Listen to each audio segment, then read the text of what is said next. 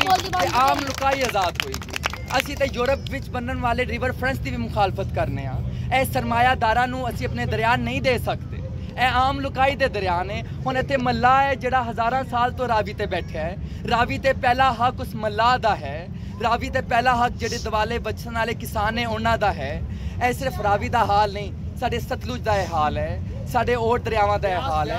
और इस वेले जियां ब्यास ते आंदा ही नहीं है। और एक होर बड़ा जुल्म जिहड़ा ओह हो रहा है कि सिंधु विचों नहरां कड्डियां जा रही ने, जिहड़े सिंध का पानी ऑलरेडी डेल्टा तक नहीं पड़िया।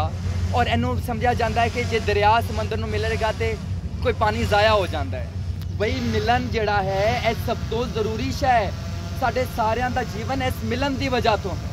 तो असीं चाहते हैं साडे सारे दरिया आज़ाद होण, साडा रावी आज़ाद होवे, साडा ब्यास आज़ाद होवे, साडा सतलुज आज़ाद होवे, साडा चनाह आज़ाद होवे, झेलम आज़ाद होवे और साडा जिहड़ा है वो सिंधु आज़ाद होवे। और असी इन्हां सरमायादारां दे खिलाफ जिहड़ा है वो खलोइए।